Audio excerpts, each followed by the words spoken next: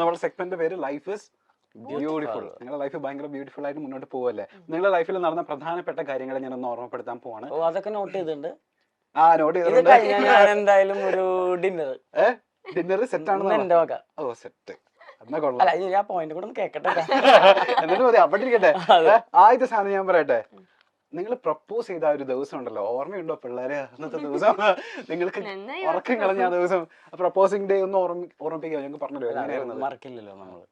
താങ്കളാണ് propose ചെയ്തത്. പക്ഷെ താങ്കളെ പ്രപ്പോസ് ചെയ്ത, പക്ഷെ ആ പ്രപ്പോസൽ ഇവര് ഭയങ്കരമായിട്ട് റിജക്ട് ചെയ്തു. കറഞ്ച മുറഞ്ച ഒരു ഇതില്ലാതെ റിജക്ട് ചെയ്തു. ഇത്രയും സുന്ദരനായിട്ടുള്ള അന്ന് ഇത്രയും ഭംഗിയാണ്. ഇപ്പോഴൊന്നും മെച്ചപ്പെട്ടത്, ഇപ്പോഴൊന്നും ഭംഗിയായി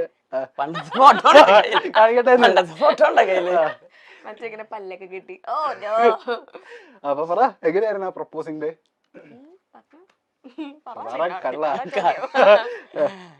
ഇല്ല, ഞാൻ വിചാരിച്ച അന്ന് ഇവള് വന്നില്ല.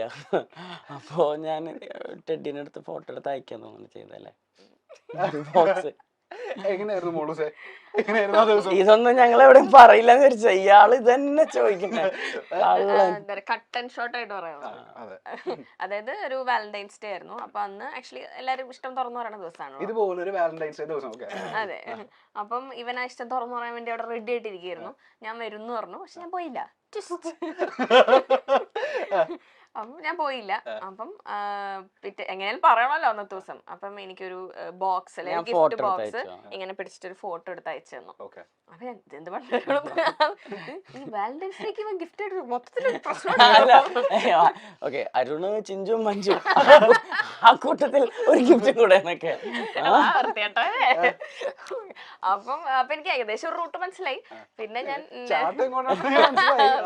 പിന്നെ നെക്സ്റ്റ് ഡേ ഞാൻ ചെന്നപ്പം ഞാൻ പറഞ്ഞു എടുക്കരുത്, ഗിഫ്റ്റ് എടുക്കുക. എനിക്ക് അതിനകത്ത് എന്താ പറയാനുള്ള ഒരു എക്സൈറ്റ്മെന്റ് അല്ല അത്. ഇങ്ങനെ ഗിഫ്റ്റ് എല്ലാവർക്കും ഇഷ്ടമാണോ? ഓക്കെ. അപ്പം തുറന്നപ്പം അതിനകത്ത് ഒരു ടെഡിയും പിന്നെ അതിന്റെ നടുക്ക് ഇങ്ങനെ ഒരു ഐ ലവ്, ഇതുപോലത്തെ ഒരു ലവ്, കുഞ്ഞു ലവ്, ഐ ലവ് യു, പിന്നെ ഒരു ഡയറി മിൽക്കും ഉണ്ടായിരുന്നു. അതായിരുന്നു അതിനകത്ത് ഉണ്ടായിരുന്നത്. ഡയറി മിൽക്ക് എനിക്ക് ഭയങ്കര ഇഷ്ടമായിരുന്നു. അപ്പൊ അതുകൊണ്ട് അതും വെച്ചിട്ട് ഇഷ്ടമായത് കൊണ്ട് എല്ലാരും ഡയറി മിൽക്ക് മേടിച്ചു കൊടുക്കണ്ട, സെറ്റ് ആവില്ല.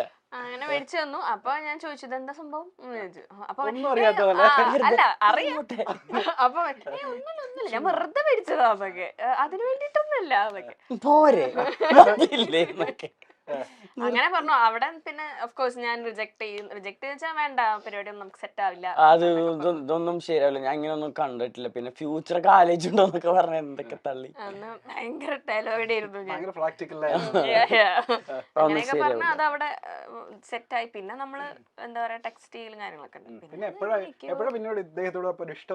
മതിട്ടാ അല്ല, എനിക്ക് അവനെ ഇഷ്ടമാണ്. കാരണം നല്ലൊരു ഫ്രണ്ടാണ്. പിന്നെ ഇവനെ എല്ലാവർക്കും ഇഷ്ടപ്പെടും.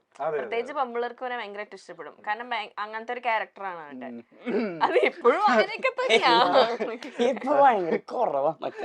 കല്യാണം കഴിഞ്ഞതിന് എനിക്ക് മാർക്കറ്റ്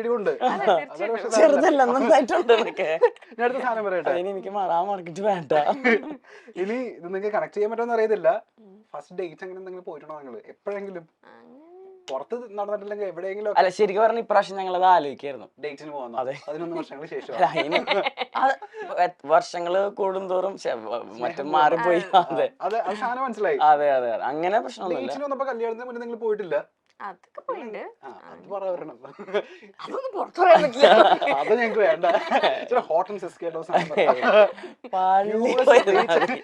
വരട്ടെ. എന്റെ അപ്പോ ഇവൻ ശരിയല്ല. ഡേറ്റ് എന്തെങ്കിലും ഓർമ്മയുണ്ടോ? ഡേറ്റ് ഇല്ല. അങ്ങനെയല്ല, എവിടെയെങ്കിലും ഒരുമിച്ച് പോയത് എപ്പോഴെങ്കിലും ഒക്കെ? അത് എപ്പോഴും അങ്ങനെ ഉള്ളോണ്ടേ കൺഫ്യൂഷൻ ആയിരുന്നു. ഇത് പക്ഷെ നിങ്ങൾക്ക് റിലേറ്റ് ചെയ്യാൻ പറ്റുന്ന സാധനമായിരിക്കും എന്തായാലും. ഇതേപോലെ ഹോട്ട് ആൻഡ് സിസ്കി ആയിരിക്കുമല്ലോ. അല്ല.